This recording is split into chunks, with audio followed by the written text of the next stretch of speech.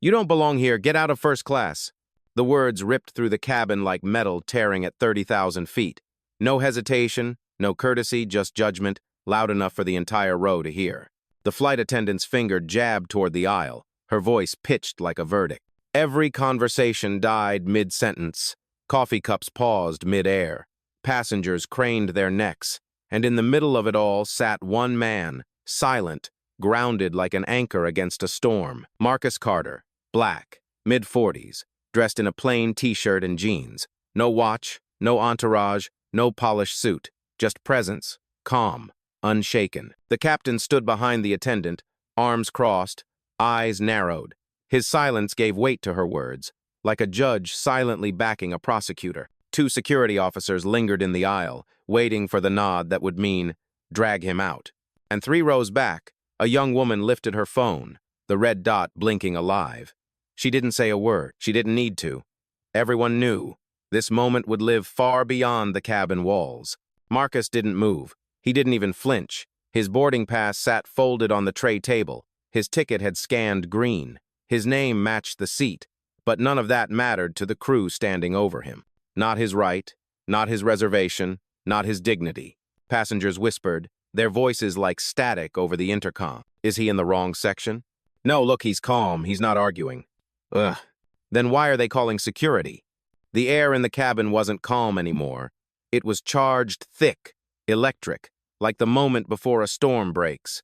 The attendant leaned closer, voice sharp enough to cut. "Sir, don't embarrass yourself. People like you don't sit in this cabin." Gasps rippled down the aisle. Someone muttered, "She didn't just say that."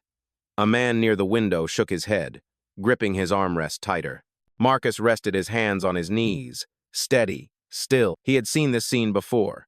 At 25, when a recruiter said he wasn't the right image for an airline job. At 32, when a hotel manager insisted his black card had to be fake. At 41, when a banker whispered fraud after he wired 8 figures into an account. And now again, here, in seat 2 ampere of a plane he had chosen deliberately. But this wasn't just another flight. This wasn't just another insult. Before we continue, where are you watching from? Drop your city or country in the comments below. And if you believe in dignity and justice, hit like and subscribe. These stories spark change. And we're glad you're here. Now, back to Marcus. The woman with the phone raised it higher. The captain's jaw tightened. The officers edged closer. Marcus didn't move. Because what they thought was silence was something else entirely. Not weakness. Not surrender. It was patience, and in less than 30 minutes, that patience would end. The seat wasn't a mistake. It was deliberate. 2 ampere, first class. A route Marcus Carter had flown more times than he could count, but tonight was different.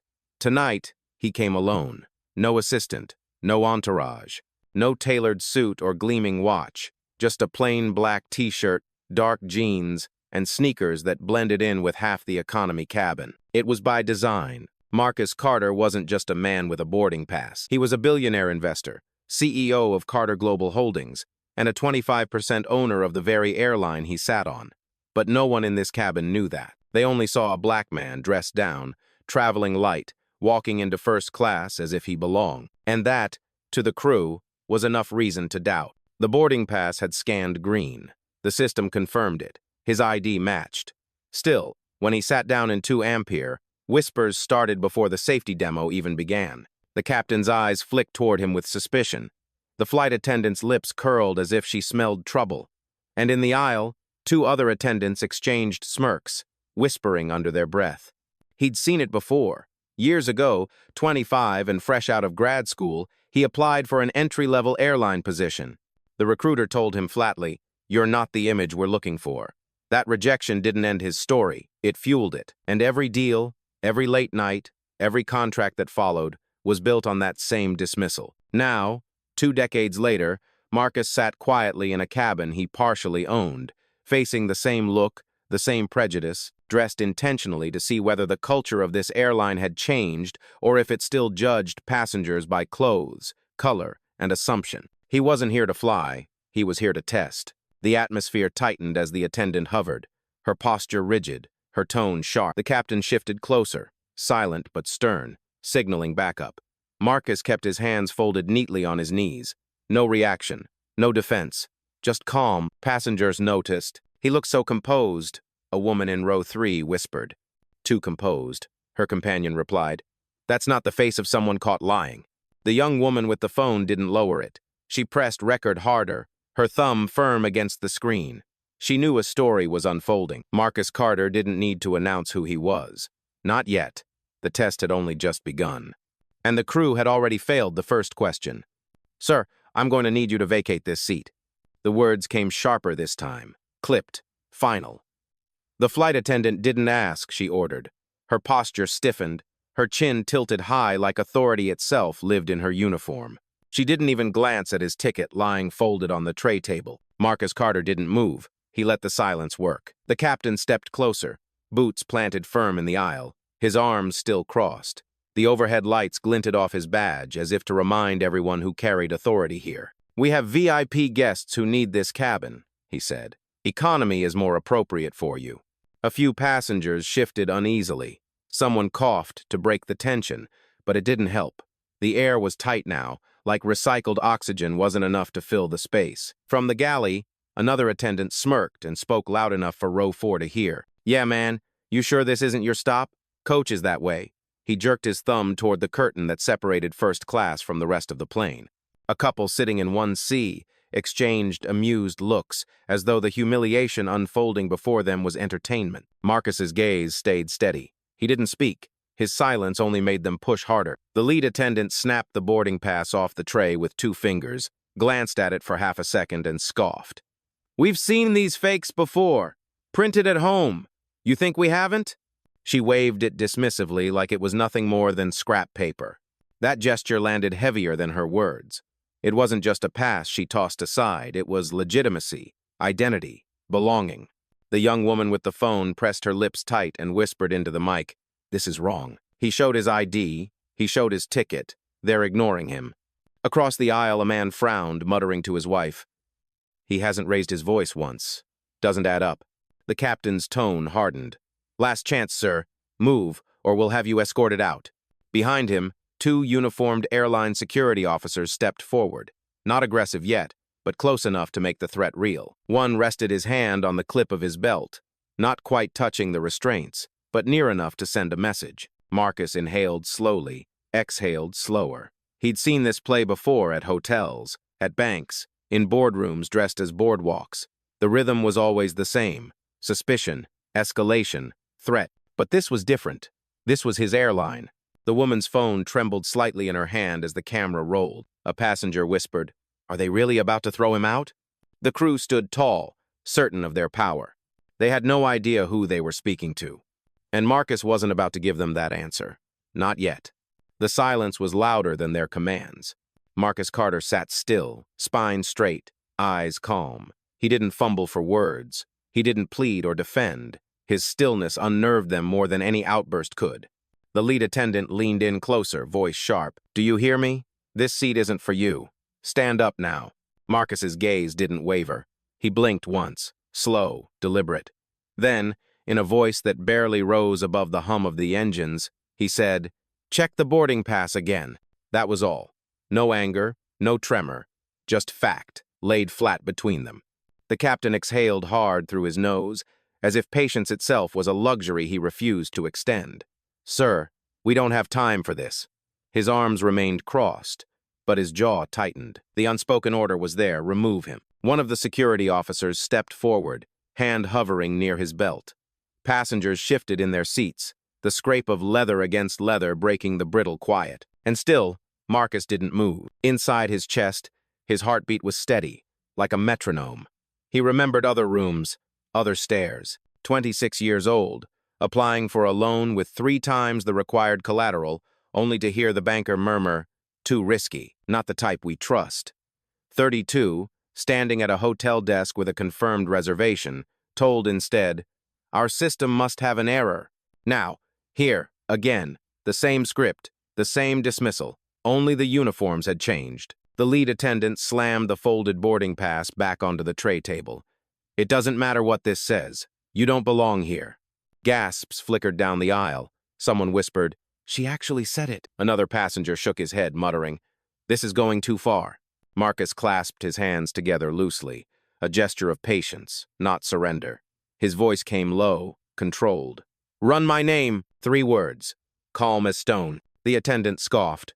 "We don't run names for frauds."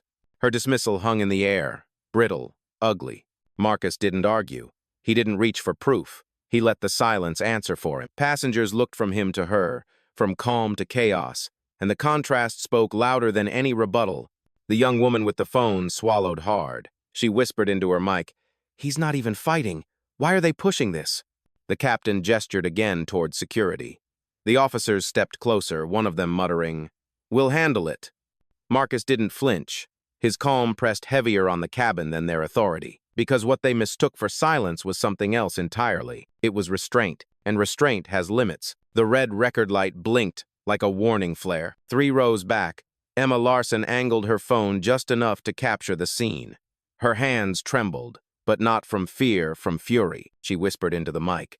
"They're forcing him out of a seat he paid for. He hasn't even raised his voice." Beside her, Michael Grant leaned closer, muttering, "This is discrimination, plain and simple." His eyes flicked between Marcus and the crew, disbelief tightening his jaw. Across the aisle, a teenager tugged at her mother's sleeve. "Why are they treating him like that? He's just sitting." The mother hushed her, but her own gaze stayed fixed, lips pressed thin. Even the hum of the engines seemed sharper now, as though the aircraft itself bristled with unease. Near the galley, Mia Lang, the youngest crew member, a trainee on her first solo assignment, watched with wide eyes. She'd seen Marcus's ticket scan green. She'd watched his ID clear the system. She knew the truth. But her supervisor's voices filled the cabin, sharp, commanding, absolute. "Stay out of this, Mia," the lead attendant had warned earlier, words heavy with threat. But now, as she saw the boarding pass tossed aside like trash, her stomach twisted. Her training manual hadn't prepared her for this. Her conscience had. Emma raised her phone higher. "If you can hear me," she whispered into her live stream, "this is happening right now. Horizon Airlines, Flight 623. They're trying to erase him in plain sight." The live stream chat began to light up angry emojis, furious comments. People were watching. The cabin wasn't just a cabin anymore. It was a stage, and every raised phone became a spotlight. Marcus sat still, hands clasped, gauze calm. He didn't look at the phones. He didn't need to. His silence already filled every screen, every angle. Passengers stirred.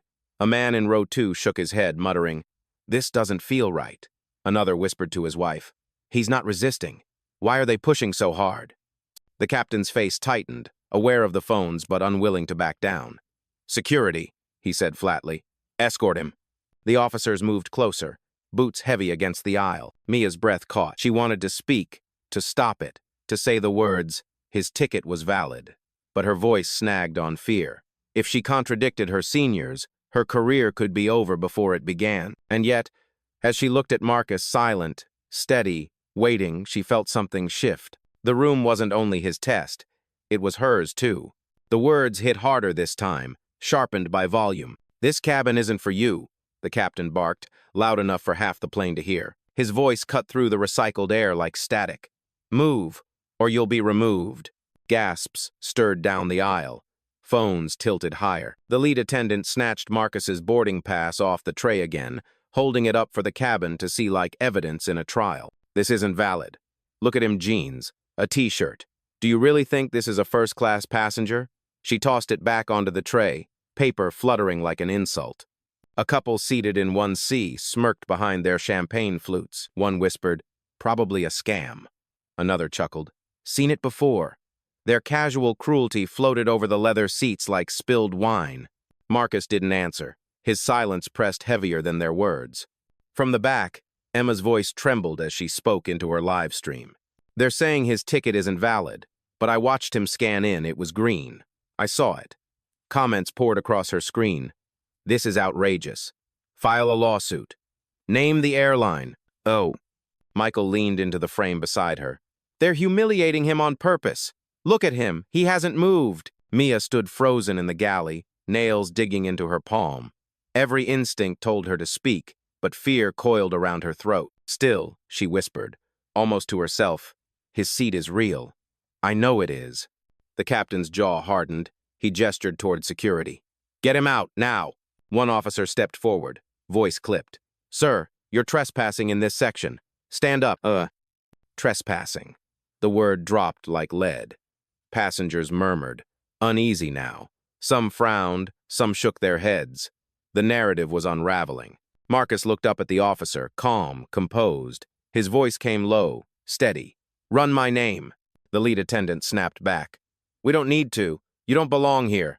The officer reached for Marcus's arm. Phones tilted higher, the air crackling with tension. And still, Marcus didn't flinch. His silence had become its own protest. Every insult, every order, every accusation only made it clearer. They weren't fighting a fraud. They were fighting a man they refused to recognize. The cabin wasn't quiet anymore. It was divided, half complicit, half appalled. And the divide was only growing. The officer's hand closed around Marcus's boarding pass and, with a swift motion, tore it clean in half. The sound was small paper splitting, but in the charged cabin it cracked like thunder. Gasps rippled through the rows. Phones shot higher, recording from every angle. Emma's voice caught on her live stream. "He just ripped it. He destroyed the proof." The lead attendant's smile tightened. There. No record, no seat. She brushed her hands together as if she'd just disposed of garbage. Marcus stayed seated, his hands folded neatly on his lap. His gaze was steady, unbroken. His calm only unsettled them more. The captain stepped closer, his voice booming now. "Sir, you're done here. Stand up before we have you physically removed." "Physically?" A passenger near the window repeated, disbelief sharp in her voice. She pulled her phone higher, catching every detail. The second officer leaned in, hand grazing the cold metal of his cuffs. "One warning. Non-compliance means detention." Detention. On his own airline. The irony wasn't lost on Marcus, but he didn't move. Beside him, a woman clutched her purse tighter. Across the aisle, a teenager whispered, "Why won't he defend himself?" Her mother shook her head. "Because he doesn't need to. Watch." Mia Lang, trembling in the galley, bit her lip until it stung. She had seen this escalate before in training scenarios, not in real life. But none of those manuals had prepared her for the sight of a valid passenger treated like a criminal, his silence mistaken for guilt. Her throat tightened. She whispered under her breath, "This isn't right." The lead attendant leaned down, inches from Marcus's face. Her tone dripped with contempt. "You people always think you can fake your way into seats like this. Not today." Phones caught every word. Gasps turned into angry murmurs. Marcus inhaled once, slow, deliberate. His eyes never left hers. His silence spoke louder than any rebuttal. The captain barked, "Security, remove him." One officer reached, fingers closing on Marcus's shoulder. The cabin broke into chaos, phones filming, passengers shouting, voices rising all at once. "Don't touch him! This is wrong! We're watching!" Emma's live stream comment feed exploded. "Sue them. Stay strong. Name the airline, this will go viral." Through it all, Marcus remained still, rooted like stone in turbulent air. The boarding pass was gone. The accusations were loud. The threats were real. But the truth hadn't even started speaking yet. The officer's hand lingered on Marcus's shoulder, pressure poised to drag him out. But Marcus didn't resist. He didn't fight. Instead, he reached slowly into his pocket, calm as stone, and pulled out his phone. "Rachel," he said evenly, voice carrying just enough to be heard in the tense cabin. "Activate protocol." Passengers blinked. Some leaned forward, straining to catch his words. On the other end, a woman's voice answered crisp, immediate. "Already prepared, sir. Logging the incident. Recording timestamps. Alerting the board." The attendant's smirk faltered. "Who are you calling? No one's going to save you." Marcus's eyes stayed fixed, his voice steady. "Keep the line open." The officer hesitated, grip loosening slightly. The calm in Marcus's tone was unsettling, too deliberate, too certain. It didn't match the script of a desperate man caught lying. Emma's phone shook as she whispered to her live stream. "He's calling someone," he said protocol. The comments poured in. "This guy's not normal. Something's happening." "Keep filming." Michael leaned closer to the camera. "You hear that? He's not panicking. He's orchestrating." Mia froze near the galley, her breath caught. She mouthed the words silently protocol, her training kicking in. That wasn't passenger language. That was corporate. Rachel's voice came through again, steady and professional. "Security team notified. Incident archived. Do you want me to escalate to compliance?" Yes, Marcus replied. His tone didn't rise, didn't crack. It cut through the cabin like steel wrapped in silk. The captain scoffed, trying to regain ground. What compliance? This isn't your boardroom, this is my aircraft. But doubt flickered in his eyes. Emma whispered into her phone. He just said escalate to compliance. Who is this man? Phones tilted higher. Passengers leaned forward. The tide was shifting. The lead attendant snapped, her voice trembling with anger, not authority. This is nonsense. He's bluffing. But Marcus didn't look at her. He didn't need to. He had already changed the room. Rachel's voice echoed one more time, clear, commanding, Protocol 9 active. All communications recorded. Incident flagged for executive review. The board is aware. Marcus nodded once, folding his hands over the phone. Calm. Still. Anchored. The cabin wasn't quiet anymore. It was watching. Waiting. And for the first time, it wasn't him on trial. It was them. The officer's hand hovered, unsure now. The cabin buzzed with whispers, cameras glowing like fireflies in the dimmed light. Marcus Carter sat taller, his calm no longer just defiance, it was dominance. The lead attendant leaned in, spitting the word like venom. Bluff all you want, you're a fraud, and in 5 minutes security will drag you off this plane. Oh, Marcus finally looked up at her, eyes steady, voice sharp enough to slice through the hum of the engines. Fraud? He paused, letting the word hang heavy. Then he said, clear and deliberate, my name is Marcus Carter, CEO of Carter Global Holdings, 25% owner of Horizon Airlines, the very airline you're working for right now. The words didn't shout. They didn't need to. They landed like a gavel. Gasps broke across the cabin. Emma's live stream caught every syllable, her voice cracking. Did you hear that? He owns part of this airline. The comments exploded. What? No way he's their boss. Fire them on the spot. Michael grinned into the camera. I knew it. Look at how calm he's been. That's not bluff. That's power. The captain froze, arms uncrossing slowly. His face paled, his authority suddenly hollow. The officers exchanged a glance, hesitation flickering in their stance. The lead attendant laughed, but the sound was brittle, desperate. Lies. No one like you owns an airline. Marcus didn't blink. He tapped his phone, and Rachel's voice came through the cabin, crisp and cutting. Board confirmation logged. Marcus Carter, CEO, equity holder, 25%. Incident flagged for executive session. Live feed established. The cabin erupted. Phones shot higher. Passengers murmured in disbelief, some clapping softly, others shaking their heads at the audacity of what they'd just witnessed. The captain tried to recover. Even if that's true, you can't. Marcus cut him off, voice low but razor sharp. You tore up my ticket.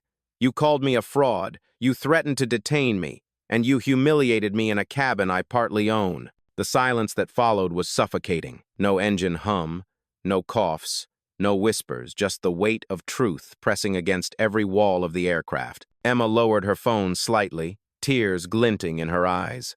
This is history, she whispered. Marcus leaned back in his seat, folding his hands once more.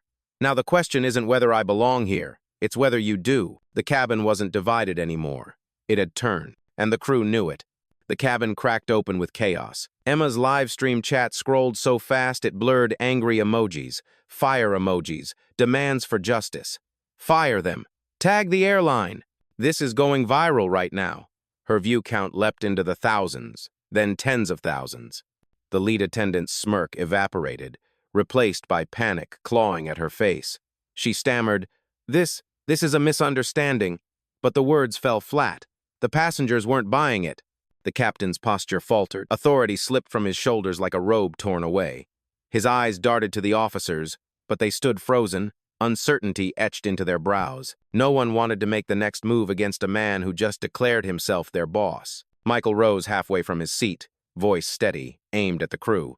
You humiliated him, you lied, and now you're exposed. Other passengers joined, voices layering into a chorus.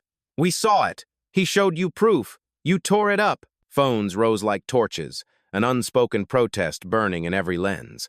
The officers shifted uneasily. One muttered under his breath, He really owns this airline? The other swallowed hard, lowering his hand from his cuffs. Mia stepped forward at last, her voice trembling but clear. I saw his ticket. It scanned valid. He belongs here. Her confession cracked the last defense the crew clung to. The lead attendant spun on her, eyes wide with fury. "Stay out of this, trainee!" Ugh. But Mia didn't back down. "Number, not this time." Gasps rippled again, louder than before. Emma's live stream caught it, and comments exploded. "Yes, finally someone stood up. Protect Mia at all costs." The captain's face drained of color. He turned toward Marcus, stammering, "Mr. Carter, I—" But Marcus didn't answer. He didn't need to. The room was already answering for him. A man in row 4 clapped, slow and deliberate. Others followed, palms smacking against leather armrests, against tray tables, against each other until applause filled the cabin like thunder. The tide had turned completely. The lead attendant backed away, her voice shrinking to a whisper. We didn't know." But ignorance wasn't a shield anymore. Not here. Not with hundreds of phones recording. Thousands already watching online. Millions soon to follow. Marcus sat still, his presence commanding more than any raised voice ever could. The balance of power had shifted. Irreversible. And the crew? They weren't in control anymore. They were on trial. The applause hadn't even died down when Marcus lifted his phone again. His voice, calm and deliberate, threaded through the noise like steel. "Rachel," he said evenly, "confirm termination protocol." The line crackled clear enough for the whole cabin to hear. "Confirmed, sir. Authority verified." "Which staff?" Marcus's eyes moved slowly across the aisle, resting on each of them in turn, the captain paling near the cockpit door, the lead attendant trembling in her blazer, the younger one frozen mid-step. He didn't raise his voice. He didn't need to. "Terminate the captain. Terminate the senior attendants. Effective immediately." The cabin erupted again, not with confusion this time, but with shock. Phones captured every syllable, every stunned expression. Rachel's voice cut through, sharp and final. "Acknowledged. Access revoked. Credentials disabled." A soft buzz echoed from the captain's belt as his ID badge blinked red. He grabbed it, fumbled with it, as if he could will it back to life, but the system had already shut him out. The lead attendant's badge followed, glowing red before going dark. Gasps scattered across the cabin like sparks. Emma's livestream nearly vibrated in her hands. "Oh my God, he just fired them right here, mid-flight." Comments flooded the screen. "Power. This is Justice Live. Clip this forever." The captain stumbled, his authority crumbling in real time. You can't." Marcus's gaze pinned him down. His words were quiet, measured, lethal. "You tore up my ticket. You called me a fraud. You tried to erase me in front of witnesses. Now the only thing erased is your career." The captain's mouth opened, but no words came. His silence screamed louder than any protest. The lead attendant stepped back, panic clawing at her throat. "Please, Mr. Carter, I didn't mean—" Marcus didn't blink. "You meant every word. That's why you said them loud enough for the whole cabin to hear." Rachel's voice came again, crisp as a verdict. "Termination's complete. Security notified. Incident archived for legal." The two airline officers shifted, their earlier confidence drained. One of them whispered, "He just pulled their access." Mid-flight. Marcus finally leaned back, folding his phone into his palm. "Consider this your last lesson," he said, eyes locked on the trembling crew. "Respect is not optional. It's policy. My policy." The applause surged again, louder this time, fueled not just by outrage but by vindication. Passengers stood, clapping, some even cheering. Phones captured the tears streaking Mia's cheeks as she whispered, "Thank you," barely audible but caught on half a dozen recordings. The crew's arrogance had dissolved into open humiliation. Their badges dead, their authority gone, their future evaporated before a cabin full of witnesses.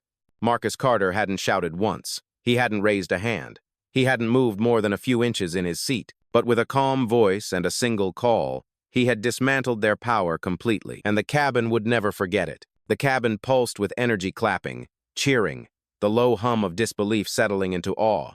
Phones glowed in every row, capturing history in real time. The crew, once towering with false authority, now shrank in their uniforms, badges dark, futures gone. Marcus Carter rose at last, not rushed, not triumphant, calm, grounded.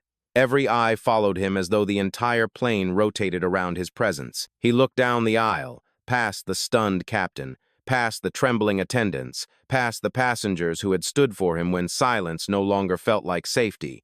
His voice carried steady, clear. You thought silence meant weakness. He paused, letting the words sink like anchors. It never did. It meant patience. And tonight, your time ran out. Gasps turned to murmurs of agreement. Emma lowered her phone just enough to whisper, "That's the line. That's the moment." Comments flooded across her stream. Quote of the year, "Give him the mic forever." Marcus's gaze swept across the passengers, ordinary people caught in an extraordinary moment. What happened here isn't just about one seat or one ticket. It's about how quick some are to decide who belongs and who doesn't. You ripped up paper. You tried to rip up dignity. And now the world is watching. Mia, tears streaking her cheeks, stepped forward from the galley. She whispered almost to herself, "He's right." Marcus turned, his voice soft but carrying weight. "No uniform, no title, no badge gives you the right to erase someone. Not in my airline, not in my world." The applause rose again, louder, steadier, rolling through the cabin like thunder across open skies. Even those who had stayed quiet before now joined, clapping until their palms stung. The lead attendant tried once more, her voice brittle. "Mr. Carter, please." But Marcus silenced her with nothing more than a look. Calm, final. Then he spoke not just to her, but to every phone, every passenger, every person who would ever watch this moment replayed. "I don't need a video to prove who I am. I am the result of every video like this, and tonight, so are you." The cabin stilled, the words engraving themselves into the air, into the memory of every witness. Marcus sat back down, folding his hands as if nothing had happened. But everything had changed, because justice had landed before the plane ever touched the ground.